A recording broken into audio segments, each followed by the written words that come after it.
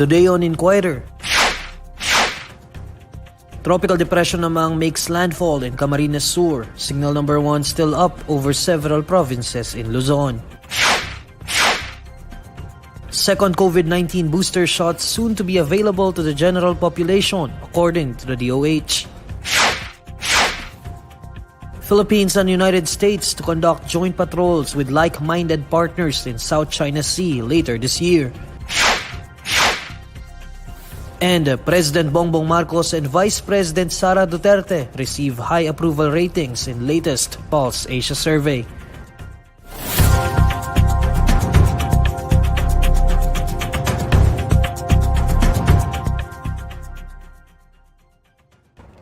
Good evening. Tropical Depression Amang made landfall in Camarines Sur as signal number 1 remains hoisted over 11 provinces. Joining us live is Pagasa weather forecaster Patrick Del Mundo. Patrick?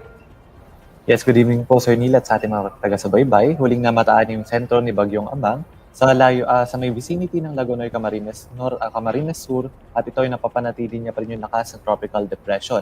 May tagla ito na lakas ng hangin umaabot ng 45 km per hour malapit sa gitna at pagbugso naman umaabot ng 55 km per hour. Sa kasalukuyan ay mabagal itong kumikilos kailag ng kanluran at tinaasahan natin na bukas na madaling araw ay maaaring nasa vicinity ito ng Camarines Norte.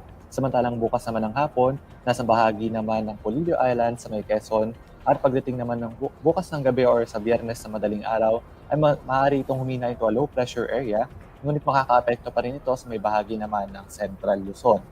At dahil pa rin kay Bagyong Amang, nakataas pa rin yung ating tropical cyclone wind signal number 1 sa may Catanduanes, Sorsogon, Albay, Camarines Sur, Camarines Norte, Laguna, Quezon, Aurora, kasama na yung Polillo Islands at dito rin sa may bahagi ng Rizal, sa may Bulacan at sa may Nueva Ecija. Sa mga nabanggit natin mga lugar ay maaaring makaranas ng malalakas na hangin within the next 36 hours. Samantalang para naman sa ating forecast rainfall, inaasahan naman natin na magkakaroon ng mga heavy rainfall sa may bahagi naman ng Camarines Norte, Camarines Sur at sa may Quezon sa susunod na 24 oras. And for the next 3 days naman, makararanas ng malalakas na mga pag-ulan sa buong Calabarzon, Metro Manila, Tarlac, Pampanga, Bulacan, Camarines Norte, Camarines Sur at sa nalalabing bahagi or sa may southern portion ng Aurora. At para naman ngayong magdamag, inaasahan naman natin na sa Bicol Region, Laguna, Quezon, Rizal, Bulacan, Nueva Ecija at sa may Aurora, makararanas ng maulap na kalangit-awan ng mga pag-ulan na may mga pagbugso ng hangin, dalayan ni Tropical Depression Amang. At dito rin sa Metro Manila, Cagayan Valley, nalalabing bahagi ng Central Luzon, nalalabing bahagi ng Calabarzon, at sa may Oriental Mindoro, Occidental Mindoro, Marinduque, Romblon, Aklan, Capiz at Antique, makararanas din ng mga pag-ulan, dala pa rin ni Tropical Depression Amang. Samantalang sa nalalabing bahagi ng ating bansa, bahagi maulap hanggang sa maulap na kalangitan, na may mga pulupulong mga pag-ulan, pagkilat at pagkulog, dulot naman yan ng mga localized thunderstorms. And so far, wala tayong nakataas na gale warning sa namang baybayin ng ating bansa. Ngunit pinag-iingat yung ating mga kababayan na papalaot dito sa may Luzon, partikular dito sa may bahagi ng Southern Luzon dahil pa rin posible pa rin matataas yung alon na maranasan, dulot pa rin yan ni Tropical Depression Amang. At yan po muna ang latest mula sa Pagasa Weather Forecasting Center. Ito po si Patrick Del Mundo. Magandang gabi po sa ating lahat. Thank you, Patrick. That's Pagasa weather forecaster Patrick Del Mundo. The United States and the Philippines bear their plans to conduct maritime activities, including joint patrols with, quote, like-minded partners in the South China Sea later this year. Faith Argusino reports. In a joint statement from the U.S. and the Philippines, the top defense and foreign officials from the two longtime allies vowed to finalize plans for the resumption of combined maritime activities. This includes joint maritime patrols by the U.S. and the Philippine navies in the South China Sea. This was among the points discussed during a 2+2 ministerial dialogue in Washington on Tuesday with U.S. Secretary of State Antony Blinken, Secretary of Defense Lloyd Austin, Philippine Foreign Affairs Secretary Enrique Manalo, and Defense Secretary Carlito Galvez Jr. Both countries also discussed plans to conduct multilateral maritime activities with other like-minded partners in the South China Sea later this year. Earlier, Philippine Ambassador to the U.S., Jose Manuel Romualdez, mentioned that Japan and Australia are likely to participate in the joint patrols. This is Faith Argusino reporting for INQUIRER.net. The Armed Forces of the Philippines vows that no harm will come to fisherfolk during Balikatan joint military exercises with the United States. In a television interview, AFP spokesperson Colonel Medel Aguilar gave assurance that the AFP has already coordinated with local government units to ensure that no sectors would be affected by its joint exercises with American forces.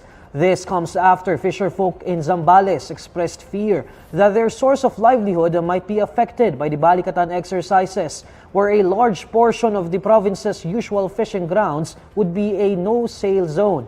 Aguilar, however, assures that all necessary preparations and precautions are already in place so that there will be no affected sectors, especially the fisherfolk. He also says the drills will only last for a few hours on April 26. Some Balikatan drills were moved to Zambales, where forces from both the Philippines and the United States are set to conduct live fire drills to test newly acquired weapons. The Metro Rail Transit Line 3 or MRT3 on Wednesday paused operations between Shove Boulevard Station and Taft Avenue Station after a female passenger jumped into the southbound tracks. In a statement from the station management, it says it began implementing a provisionary service at 12:03 p.m. This after an unidentified female passenger jumped onto the southbound tracks of the Quezon Avenue station at around 11:57 a.m. The Department of Transportation says the female passenger was declared dead as of 2:20 p.m. The MRT3 resumed the full operations by 1:20 p.m. on Wednesday. Next on Inquirer Today. Second COVID-19 booster shots soon to be available to the general population, according to the Department of Health. President Bongbong Marcos and Vice President Sara Duterte receive high approval ratings in latest Pulse Asia survey. And former Negros Oriental Governor Pride Henry Teves asks prosecutors to dismiss firearms case. This Inquirer Today will be back shortly. In what seems to be a scene from an action movie, video footage captured the chase between a vlogger rider and alleged robbers in Fairview, Quezon City.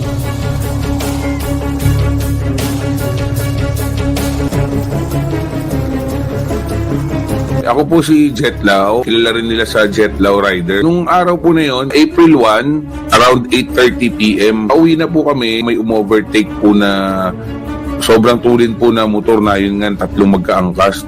Talagang siningit niya po from may kotse sa tabi ko, siningit niya po sa gitna namin. Yung mismong nakakita ng pang-hold up is yung TNBS rider. Labanggit niya, sir, magnanakaw po yun, magnanakaw. Abulin natin, sabi niya. So hinabol ko na agad, di na ako nagpa-tumpik-tumpik, hinabol na agad namin. Tapos yun nga, yung wife ko, nag-video siya. Nanakaw daw po sa kanya is isang bag na parang backpack na kulay pink. May laman daw pong wallet tsaka cellphone po.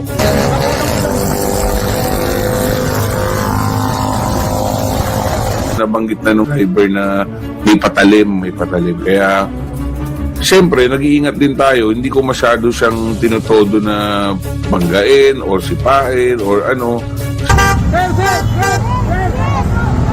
Magnanakaw! Nakita natin yung pulis at tinawag ko din, sir, patulong. So, hindi rin namin inabutan kasi malaking motor namin ng pulis. Jet then decided to upload the video that eventually led to identifying the suspects. Actually, doon sa message, doon tayo nakakuha ng feed. Daming sobrang nag-send ng screenshot tsaka link ng mga Facebook account nitong mga hold-up na to. Plus, marami rin nang nag-send ng address kung saan lugar to. Ito po yung lugar niyan, dito niyan matatagpuan yan, kapitbahay namin yan. On April 2, the three suspects surrendered to authorities. Recovered from the suspects were a bladed weapon and their supposed getaway motorcycle. The three will be facing robbery charges.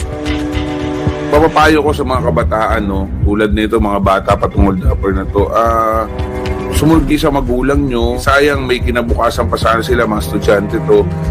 Dapat nasa eskwelahan sila, nag-aaral. Hindi yung nasa kulungan sila at humihimas ng rehas.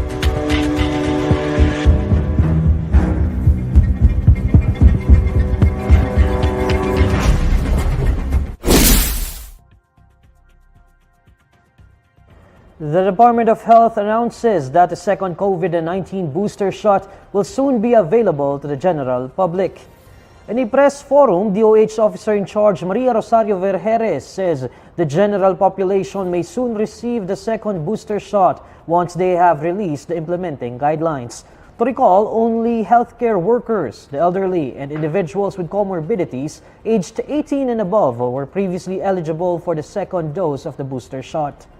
Batay po sa updated Emergency Use Authority ng Food and Drug Administration at ang positibong rekomendasyon ng Health Technology Assessment Council, maaari na po nating magamit ang ating mga bakuna na meron tayo ngayon upang makapag-second boosters na ang general population or ang ating healthy adults.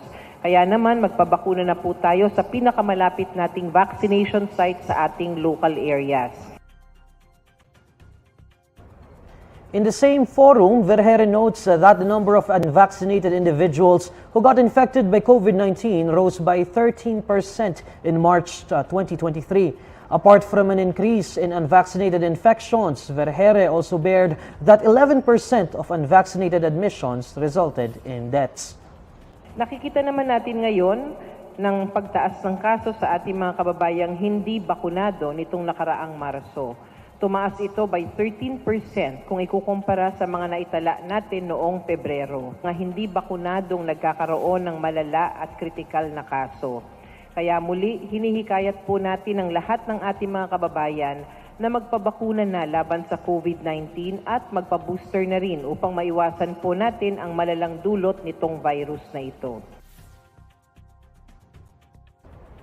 Both of President Bongbong Marcos and Vice President Sara Duterte receive high approval ratings in the latest survey conducted by polling firm Pulse Asia.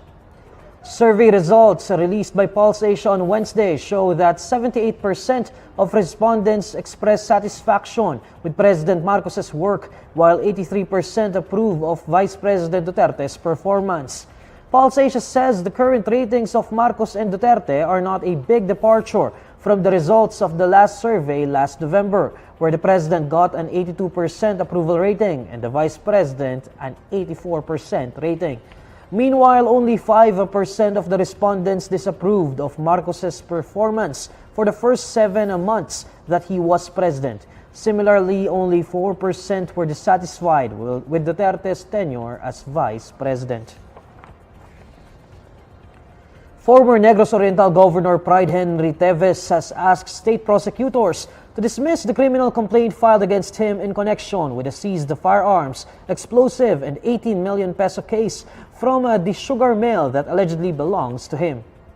In a 65-page counter-affidavit submitted on Tuesday, Teves questions the validity of the search warrant issued by the Mandaue court, as well as the manner the search was conducted, giving the impression of a, quote, fishing expedition.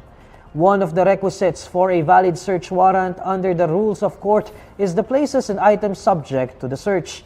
In this case, however, Teves says the search warrant only stated that the subject of the search was the HDJ Bayawan Agri-Ventures Corporation compound. According to him, the HDJ Corporation's property is more or less composed of 51 hectares of land, of which only 10 hectares are enclosed and gated. The enclosed area is the Tolong Sugar Mill or the HDJ compound, while the rest are accessible to the public. Teves believes that the judge who issued the search warrant also failed to conduct searching questions on the applicant, because if he had done so, it would show that he is not the owner of the compound searched. The former governor also says no evidence was presented to show that he has actual or constructive possession and control over the items seized. A magnitude 5.4 earthquake struck Davao Oriental on Wednesday, according to the Philippine Institute of Volcanology and Seismology. PHIVOLCS logged the quake at 10:02 a.m. and mapped its epicenter 145 kilometers southeast of Governor Generoso in Davao Oriental. The earthquake was tectonic and had a depth of focus of 59 kilometers. Intensity 3 was felt in Jose Abad Santos in Davao Occidental. According to PHIVOLCS, Intensity 3 is classified as weak but felt by many people indoors, especially in upper floors of buildings. Alamin naman natin ang mainit na balita sa mundo ng showbiz kasama si Irvin Santiago ng Bandera. Irvin? Hi Neil at sa lahat ng mga kabandera natin all over the universe. Ito na nga ang latest Bandera Chika. Nag-explain ang award-winning actor na si Romnick Sarmenta kung bakit ayaw niyang gumawa ng love scenes at makipaghalikan sa telebisyon at pelikula. Maraming ibinigay na rason ang itinanghal na Best Actor sa katatapos lang na 2023 Summer Metro Manila Film Festival Gabi ng Parangal para sa pelikulang About Us But Not About Us, kung bakit hindi siya tumatanggap ng mga proyektong kailangan niyang magubad at makipag-sex scene. Ayon sa aktor na mahigit 4 na dekada na ngayon sa mundo ng showbiz, ang una niyang inaalala ay ang makakatambal o ang leading lady niya sa pelikula o teleserye. Hindi raw siya komportable sa pakikipaghalikan at pakikipag-love scene at ayaw niyang may masasabi ang kanyang kaeksena. Pangalawa, naniniwala siya na pwede namang tumayo ang isang eksena kahit walang ipakita na hubad na katawan o aktwal na pagdalampungan. Marami naman daw ibang paraan para magawa pa rin ang mga ganong klase ng eksena.